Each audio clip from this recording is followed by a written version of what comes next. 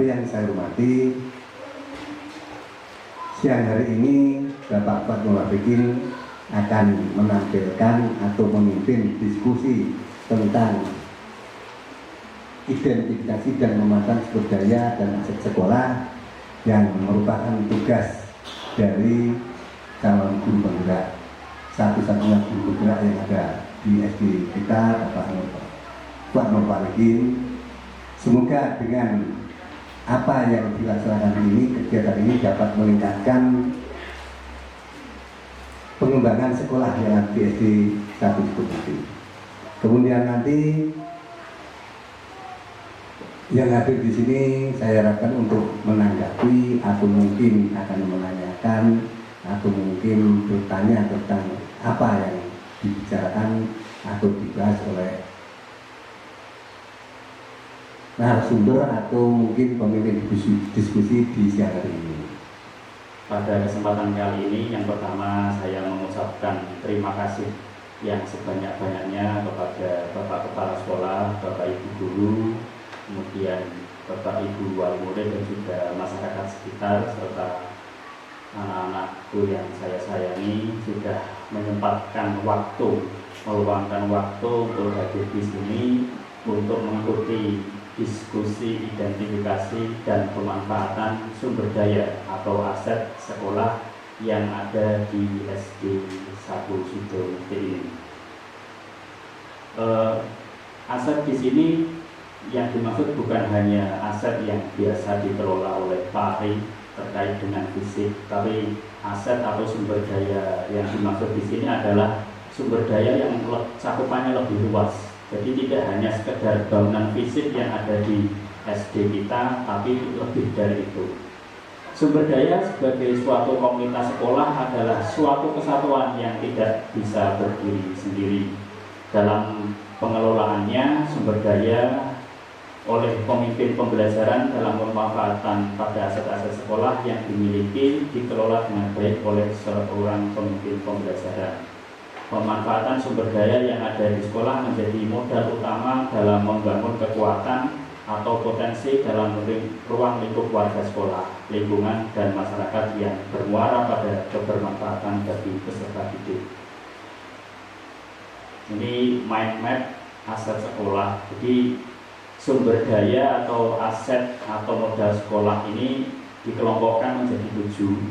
Yang pertama adalah modal manusia, yang kedua modal sosial, yang ketiga adalah modal politik, yang keempat modal agama dan budaya, yang kelima modal sosial, dan yang keenam modal lingkungan atau alam sekitar, dan yang terakhir adalah modal finansial atau terkait dengan keuangan, karena sebuah sekolah tentu harus butuh keuangan untuk operasionalnya.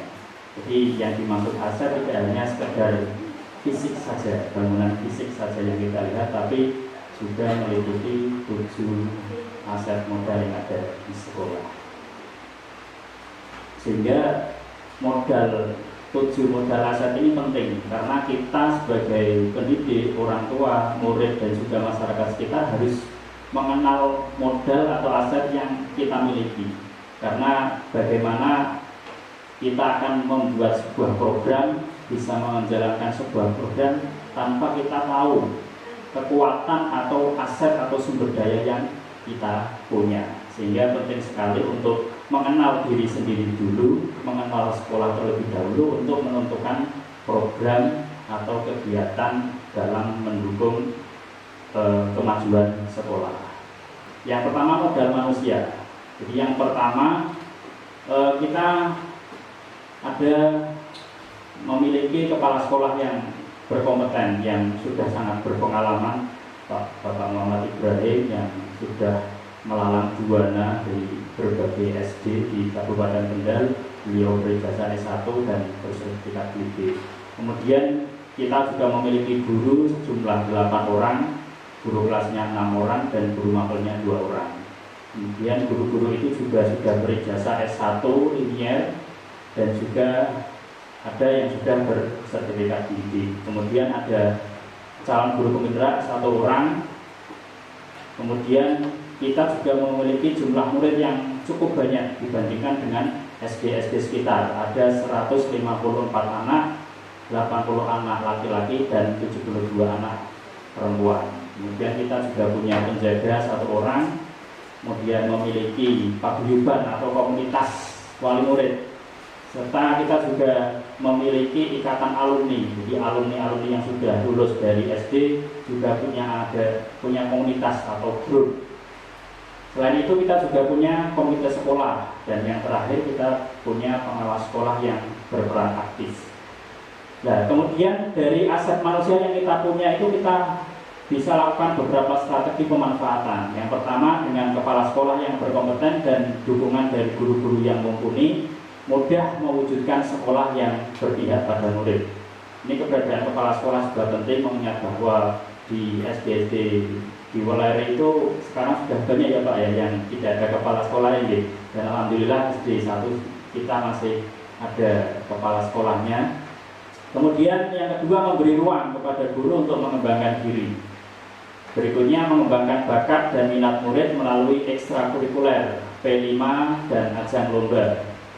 Yang keempat, mendorong terwujudnya sekolah yang aman, nyaman, dan menyenangkan. Dan yang terakhir, dengan kolaborasi baik bersama orang tua, alumni, dan komite dapat menjadi alternatif sumber pendanaan dan narasumber, dan mampu mensosialisasikan kegiatan sekolah kepada masyarakat.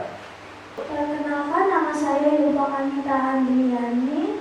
Saya perwakilan siswa kelas 6 SDN 1 Sidomukti. Sebelumnya saya mau menyampaikan terima kasih karena sudah dilibatkan dalam rapat diskusi identifikasi dan pemanfaatan sumber daya sekolah. Saya mengusulkan agar lingkungan sekolah taman menjadi indah dan dipenuhi bunga yang cantik berwangi, serta ada tempat duduknya agar kami bisa belajar di luar kelas dengan nyaman.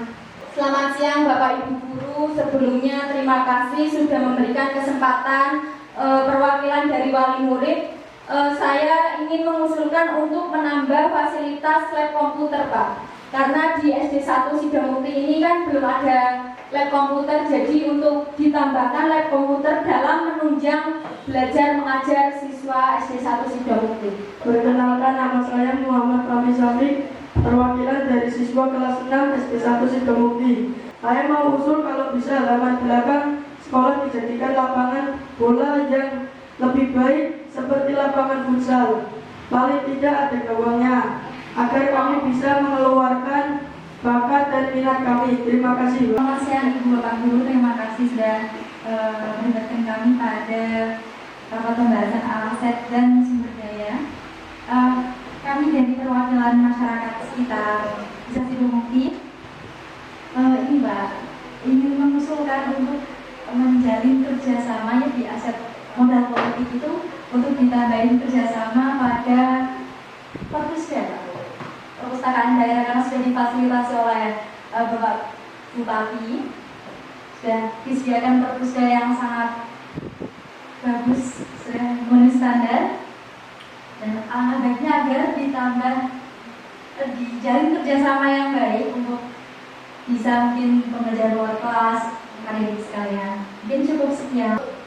Kami selaku Bapak Ibu Guru di SD 1 Sidomukti ingin mengusulkan pada pihak sekolah, karena di sekolah kita itu ada lahan yang agak luas di belakang, yang katakanlah lahan itu terbengkalai.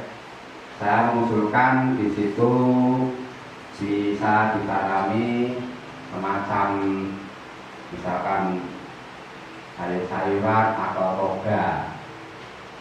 obat keluarga seperti tanaman kunir, jahe, dan sebagainya. Atau bisa ditanami sayur-sayuran seperti yang bisa berbuah jangka pendek seperti terong atau tomat. Nah itu intinya lahan yang terbengkalai itu bisa dijadikan kebun sekolah yang produktif. Ya.